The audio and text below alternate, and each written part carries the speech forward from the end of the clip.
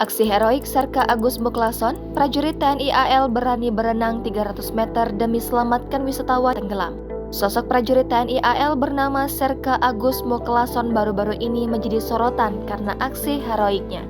Lantaran ia berhasil menyelamatkan wisatawan yang terseret ombak ganas di Pantai Perigi, Kabupaten Trenggalek pada Minggu 1 Januari kemarin. Berkat aksi Serka Agus Muklason, 3 dari 4 wisatawan yang terseret ombak bisa terselamatkan, meski ia harus berenang sejauh 300 meter untuk melakukan penyelamatan.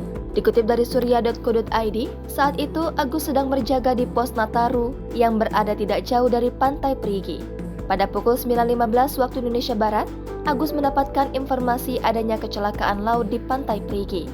Tanpa pikir panjang, Agus langsung berlari menuju lokasi dan melihat 3 orang terombang-ambing di laut. Agus melihat ketiga orang tersebut dalam keadaan panik. Ia pun langsung terjun berenang menuju salah satu orang yang menurutnya paling lemah. Menurut Agus, ketiga orang tersebut sudah memegang life jacket atau jaket pelampung yang diberikan oleh penjaga pantai yang sudah terjun ke laut. Karena mereka memegang life jacket tersebut, mereka bisa mengapung namun tidak sepenuhnya di atas air.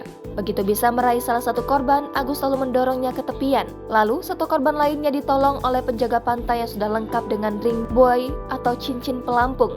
Dan korban terakhir ditolong oleh anggota Polairut.